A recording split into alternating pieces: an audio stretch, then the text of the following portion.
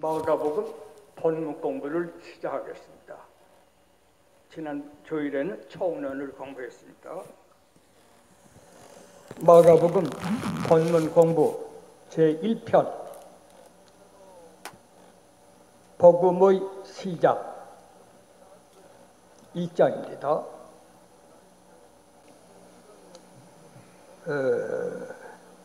거기에 첫째 세례 요한의 전파, 오늘 1절에서 8절까지입니다.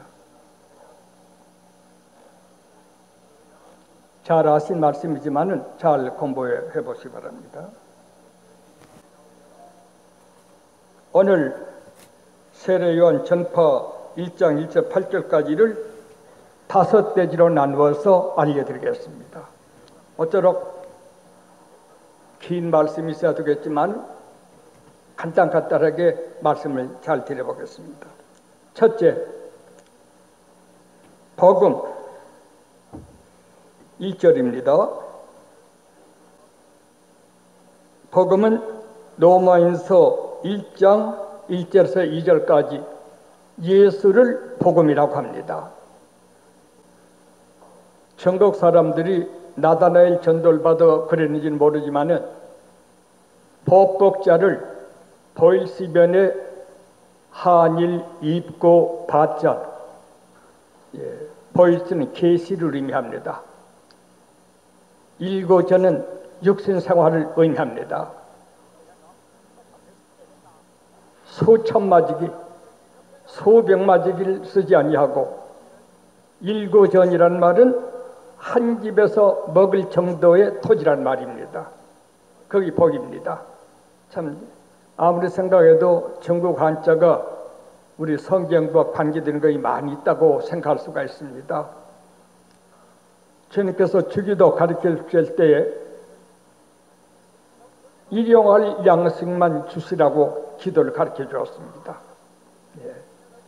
우리 신자들이 이런 뜻을 정확히 파악하지 못한 즉 역시 욕심꾸러기, 과분한 허욕 이런 데 빠져서 자기도 시험에 빠졌고 남도 괴롭게 하며 같은 공동체에 시끄러움을 일으킬 수가 있는 것입니다.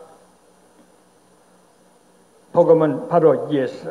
요새 별복음이 다 있습니다마는 복음은 예수. 복된 소리 예수. 로마인서 1장 1절에서 2절까지 있습니다. 지난번에 말했습니다마는 복음의 사복음, 마태복음은 왕복음인 동시 사자복음, 마가복음은 종인 동시 송아지의 복음, 누가복음은 사람복음, 인자복음, 요한복음은 독수리복음, 신령한 복음, 그렇게 말씀을 드렸습니다. 계시록 4장 7절에 있습니다.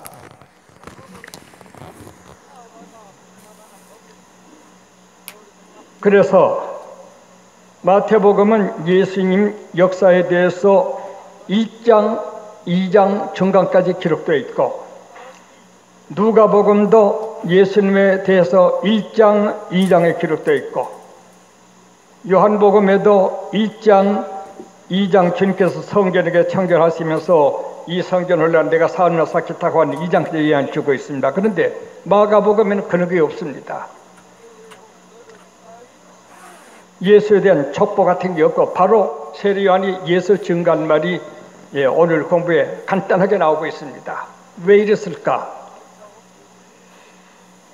예수를 왕으로 보는 사자로 보는 마태복음에는 많이 열거해야 됐고 예수를 인자 위대한 사람으로 보는 누가복음에도 족보를 말해야 됐고 예수를 신령한 하나님의 아들로 말씀으로 본 예수도 소개를 많이 해야 됐지만 종으로 소처럼 종으로 오신 예수를 소개하는 마가복음에는 그 족보가 없습니다. 이와 같이 성경은 성경 본문의 정신에 따라 빈틈없이 정확하게 표현을 하도록 하나님께서 종들에게 감동을 주시던 것입니다. 종의 복음, 소의 복음, 그게 무슨 족보가 필요하냐 이것입니다. 이렇게 사복음을 통해 가지고 사복음의 정신 따라 성경이 기록되었다는 것을 알아두는 것이 좋습니다. 우리도 하나님의 종이 되려고 할 적에는 명예, 학위, 재벌, 문중 이런 거 말하는 것은 안 됩니다. 종에게 무슨 족보가 필요하며 종에게 무슨 그런 지가 필요합니까? 죽도록 충성하면 되는 것입니다. 그리하여 마가복음은 종의 복음이기 때문에 예수의 족보가 삭제되어 있다고 하는 것을 아시기 바랍니다.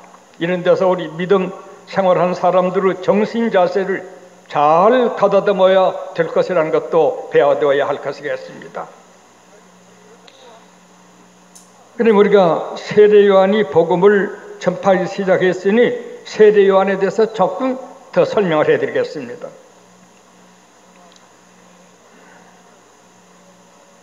세례 요한은 마태복음 3장, 마가 1장, 누가복음 1장에서 2장, 요한복음 1장 안에 있습니다. 그 외에도 많이 있습니다만 사복음에 다 있습니다. 그 말을 말씀드렸습니다. 요한이 30세경에 로마 티벨리우스 황제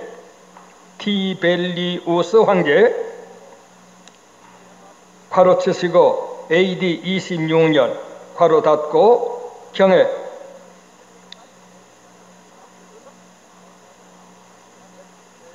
요단 강변에서 외쳤습니다.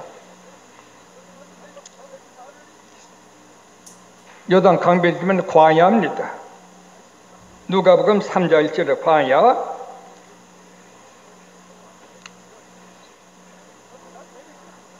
예수님께서도 그에게 세례를 받으셨습니다.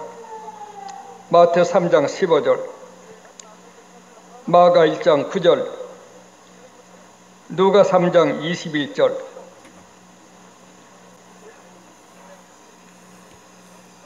그의 최후는 마태 11장 11절에서 13절, 곧 헤롯 안디바의 결혼 책망으로 목베임을 입어 죽었습니다. 마가 6장 17절에서 29절입니다. 마태 14장 3절에서 12절도 마찬가지입니다. AD 28년경입니다.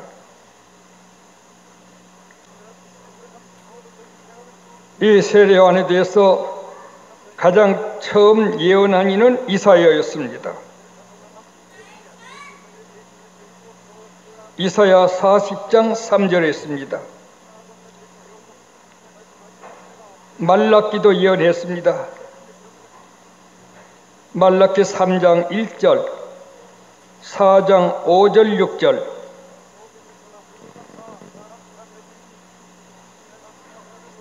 이번을 신약에서 많이 있지만은 참고로 마태 11장 14절, 마가 9장 11절, 누가 1장 17절, 구약의 53장 2절, 이사야 53장 2절, 이와 같이 세례 요한을 찾아볼 수가 있습니다. 이 세례 요한에 대해서 말라기 예언, 이사야 예언을 통해 보면 세례 요한이 예수님 앞서 예수를 증거하러 보낼 마지막 선지자였던 것을 우리가 알고 있습니다. 세례요한보다 먼저 세례요한 빗으로만 사람이 있었습니다. 여호수아 스룹바벨입니다. 그 두 사람이 세례요한 같은 증거를 열심히 주님 앞서 행했습니다.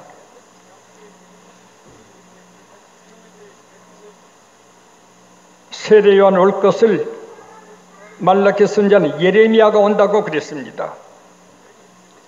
용서하십시오. 예레미야가 아니라 엘리야가 온다 그랬습니다. 여기에 대해서 두 가지 학설이 있습니다. 엘리야 같은 사람이 온다고 해석하는 해석이 정통파에서 취하는 해석입니다. 또 하나의 정통파 비스름한 단체지만은 엘리야가 오게 된 것은 인간 환상이다. 구약시대에 죽지 않고 승천한 지가 엘리야, 에녹 두 사람인데 말세에 두 증인으로 와서 죽임을 입었다 했으니 그 전에 죽지 않고 있던 두 사람이 와서 지상에서 죽임을 당한 것이 되니까 세례요한은 엘리야의 두 번째 태어난 것이 된다. 여기서 인생은 불교처럼 윤회적으로 환상할 수 있다. 이런 해석을 말하는 학자들이 믿음 없는 사람들이 아니라 상대 믿음이 있으면서도 그렇게 말하는 해석이 있는 것입니다. 그러나 아직까지 우리나라에서 세계에서 정통파에서는 엘리야 같은 사람이란 말일 것이다. 이 해석에 집중되고 있다는 것을 아시기 바랍니다.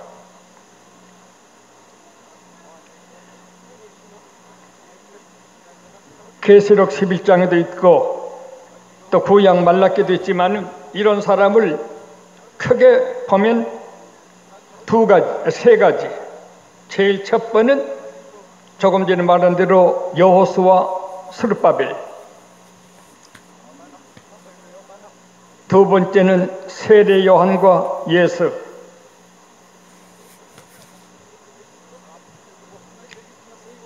마지막에 계시록 11장에 두 증인이 또 와서 죽임을 입습니다. 1300년 만에 예수 재림을 앞서 증거하다가 1300년 끝에 죽었다가 후 3년 반 지내면 다시 부활하는 두 증인의 죽임이 있습니다.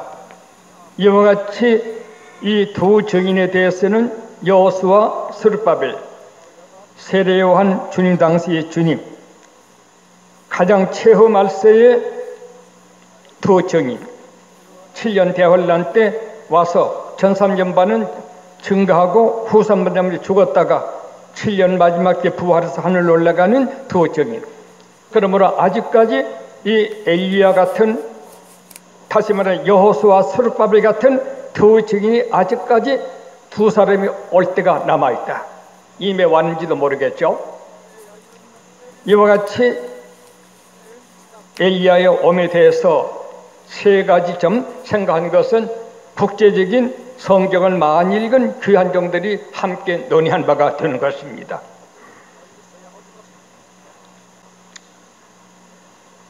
이 요한은 조금 전에 말했습니다만 30세경에 디벨리우스 황제, 로마 황제 AD 26년경 때에 요단강 면에서 조금 전에 아까 적었죠. 외치다가 그때 예수께서 또 세례를 받으시고 헤롯 안디바 때 결혼 책망으로 목보임을 받았습니다. 다시 한 번 더 말해드렸습니다. 마가 6장 17절에서 29절입니다. 이때는 AD 28년경으로 다시 한 번 더 적어 놓으세요. 그리고 조금 전에 또 한 번 말세에 엘리야가 온다고 한 말씀은 계시록 11장 1절에서 13절.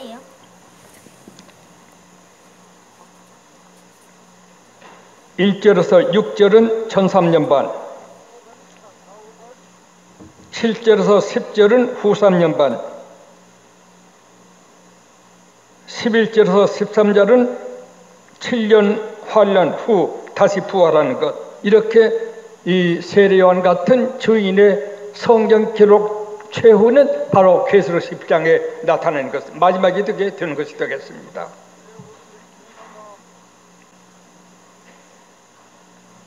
그럼 지금까지 세례요한의 복음의 시작에 대한 세례요한에 대해서 잠깐 말씀을 드렸습니다. 계속 나오겠습니다만은 대략 참고로 설명드렸습니다. 둘째,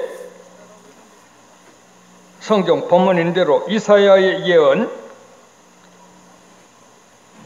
40장 3절과 53장 2절에 있습니다.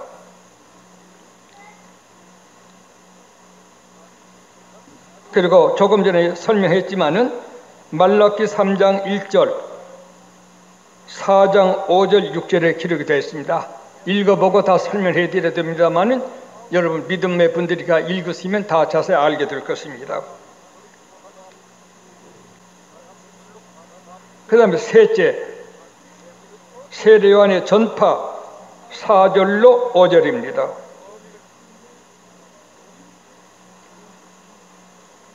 광야에서 외칩니다. 회개를 권면했습니다.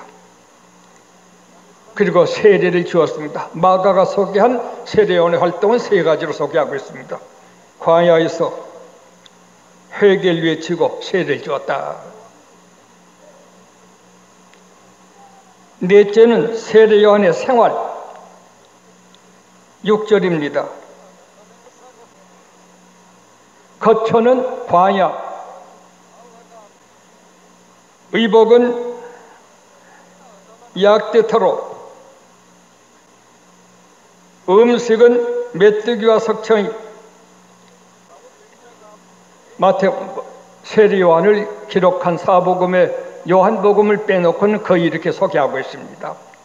여기에 대해서 우리가 생각해야 되겠습니다.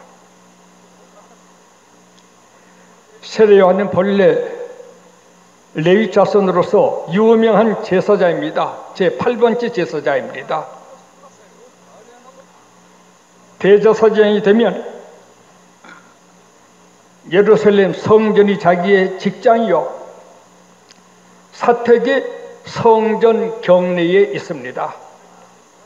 굉장히 훌륭하게 지은 집입니다. 그리고 이복은 제사장 옷을 입습니다. 어깨에 12보석, 가슴에 에메랄드 많은 2 심판보석, 지금 계산한다면 수억이 되는 그런 이복입니다. 에메랄드 2 보석이 가슴에 있으니까요. 의인이 말하면 빛을 발하고 하나님의 역사로, 죄인이 말할 때는 빛이 없습니다. 이런 보석이 있다면 값이 얼마나 나갈까요? 생활은 이스라엘 전 국민이 바치는 11조는 세례요한의 생활입니다. 그러나 교계가 썩었습니다. 예수님께도 성전에 들어가서 상을 뒤집으며 비둘기 판 장사를 둘러엎으시고 내 아버지 집을 장사하는 집으로 삼았구나. 요한복음 2장입니다. 요한복음 21장 12절 이하에는 내 아버지 집으로 강도의 속을 삼았구나. 교회가 그렇게 되기 쉽습니다. 사람이 모인 곳이니까 서로 욕심을 냅니다. 명예, 지위, 이득. 그리하여 세례요한은 그 썩은 예루살렘 정격에 아무 반대도 받지 않는 레위 자손으로 위대한 제사장이었지만 벗어버리고 나왔습니다. 제사장 집을 떠나 광야에 영광스럽고 값비싼 대사장 옷을 벗어버리고 낙타 트롯으로, 지금 낙타 오바 그런 거 아닙니다. 유전자로 제일 천한 짐승 가죽입니다. 11조를 팽개치고 메뚜기 석체를 잡아먹었습니다. 깨끗합니다.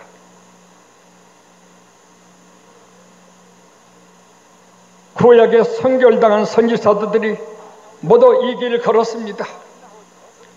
엘리야도 산과 들에 때로 배가 고파서 과부에게 밥 한, 때로는 가마이가 물어다 준 떡 조각을 얻어먹고, 때로는 천사에게 배가 고프다고 호소까지 했습니다.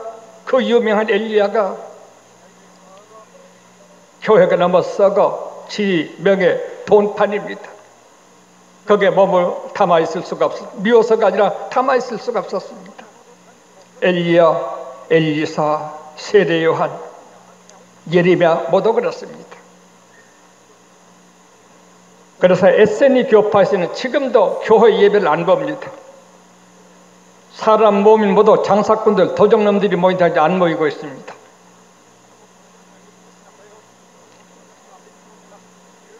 세례요한의 위대한 혁신, 자기 혁신, 제사장직을 버리나는 세 가지를 버린 겁니다. 사택, 의복, 생활을 완전히 팽개치고, 누구 반대받아서가 아니라 들에 나와 메뚜기 석체를 먹으며 낙타를 엮고 예수를 증거하는 것으로 나왔습니다. 신구약 시대 참된 선지사도들은 거의 이런 길을 걸었습니다. 이것을 우리 이 자리에 참석한 목사님들 다 그렇게 사는 줄 압니다만, 저부터서 현대 교육자들이 교회에 의지해서 좋은 집, 좋은 옷, 좋은 생활 꿈꾸는 것은 참 교회를 장사집으로 삼는 사람입니다. 교회를 강도소로 삼는 그런 것이 되는 것입니다. 요새는 후배들도 애지간 선배를 밀어내고 독차지하려고 하는 이런 강도 같은 일을 하는 사람들이 현대교회는 많다고 합니다. 세례요한은 그런 교회를 스스로 떠나서 누가 밀어낸 거 아닙니다. 과야에서 낙타 트롯을 입고 메뚜기와 석체를 먹었다고 종교신 예주를 증거하기 위하여 이렇게 나왔다고 마가가 소개하고 있는 것입니다. 우리 교회들 신자, 집사, 장로, 목사들 저까지 교회를 통해서 사람이 모인다고 헌금 좀 나고 이렇게 저렇게 한다고 해서 자기 거처, 자기 의복, 자기 생활을 도모한다고 하는 것은 무서운 일입니다. 두려운 일입니다.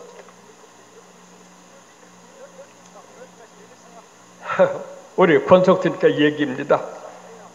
제가 아직까지는 13살부터 교회를 70년 본 아직까지는 교회의 생활을 의지했다고 그런 감이 아직은 없습니다. 내일일지 몰라도. 어느 때는 3년 동안 하루 1전짜리 중국집 빵 안고 한 개씩 먹고 살았습니다. 그리고 복음 외치고 다녔습니다. 그래도 안 죽었었습니다. 건강 괜찮았었습니다. 지금부터 돈, 끼리끼리 모이는 것도 전부 이해관계, 그 교회 자기 존재의 가치, 그거 좀 도저가 아니고 뭡니까? 그러나 세례요한은 예루살렘 교도 그러했기 때문에 나왔습니다. 참된 선지자들이 전부 나왔습니다. 예레미야는 몇 번 죽을 뻔도 하겠습니다. 신자들이 달라들어서, 그 교회 주장할 만한 사람도 달라들어서 그로서 서너 번이나 집어던짐을 받았던 것입니다. 이것이 잘못된 교회들의 성격입니다.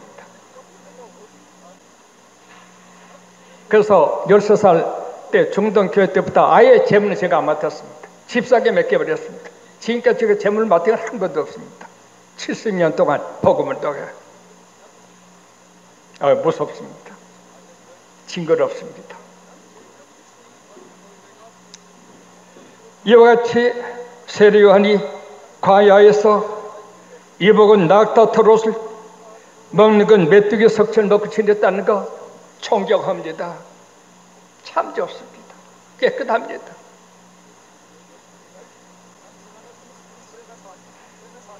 그리고 다섯 번째는 예수 증거를 했습니다. 7절 8절입니다. 그가 전파해 가로되 나보다 능력 많으시니가 내 뒤에 오시라니 나는 굽혀 그의 실들매를 풀기도 감당치 못하겠노라. 나는 너희에게 물로 세례를 주거니와 그는 성령으로 너희에게 세례를 주시리라. 좋습니다. 예수님 증거입니다. 요한복음 1장에는 자기를 따르던 좋은 제자 안드레와 요한을 예수에게 돌려보냅니다. 참 좋습니다. 안드레는 형 베드로를 불러오고 요한은 형 야고보를 불러왔습니다. 나는 쇠하고 그는 흥하여 하겠다 했습니다. 요새는 보면 모두 뺏으려고 합니다. 선배도 밀어제치고 자기들이 모두 뭘 해보려고 합니다. 그게 도저가 아니고 뭡니까?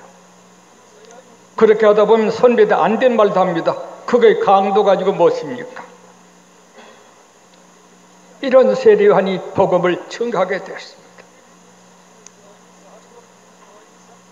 세례요한은 또 말했습니다. 나는 쇠하여 하고 그는 흥하여 한다. 제가 그 말 읽을 때 많이 울었습니다. 참 좋은 종이시다. 여기서 모두 지가 흥하고 남을 쇠하게 만들려고 합니다. 무서운 도적들입니다. 무서운 강도질들이 되게 되는 것입니다. 이와 같은 우리 귀한 종 세례요한이 주님에게 다 맡기고 자기는 떠났습니다. 내 뒤에 오시는 이를 소개하고 마태복음 3장 11절 이하에도 소개 그 말 똑같은 말이 나는 물로 세례를 지어 너희 죄를 회개케 하니와 내 뒤에 오신 불과 성령으로 너에게 세례를 줄 분이 바로 오신다. 아시겠어요? 주님의 세례 받으러가 주여 제가 당신에게 세례를 제게 오시다니요. 허락하라. 이것이 옳다. 너를 세례 주는 직분으로 하나님이 세우셨으니 나도 그 세례를 받아야 될 것이겠다. 우리는 세례 요한을 잘 배웁시다. 이 세례 요한이 광야에서 예수의 복음을 전하는 시작이 1장에 마가복음 첫 페이지에 나오게 되는 것입니다. 예수의 종된 모습을 소개하는 1장에서 종의 종된 세례 요한을 철저히 증거하고 있는 것입니다. 교회들 교회에 와서 마음과 뜻과 정성을 하나님께 드리고 선배 후배를 바로 알며 장사꾼이 되지 말고 도적들이 되었으면 되지 할 것입니다. 그 말씀이 복음에 시작된 복음 운동을 하러 나선 종 세례 요한에 대하여 복음을 증거하는 지 이래야 된다고 하는 첫 말씀을 1절에서 8절까지 우리에게 소개하고 있는 것입니다. 우리 귀한 종들은 다 그렇게 하실 줄로 알고 있습니다. 지위, 명예, 돈. 그래서 사람이 별일이 많아요. 이간, 중상, 모략, 이리 지나고 저리 지나고 전화질하고 찾아다니고 뭐 이런 더러운 일이 많습니다. 이런 데서 우리 종들은 이 자리에 모인 분들은 깨끗하신 분들이 되어 있는 줄로 믿겠습니다. 오늘 여기까지만 공부를 하겠습니다.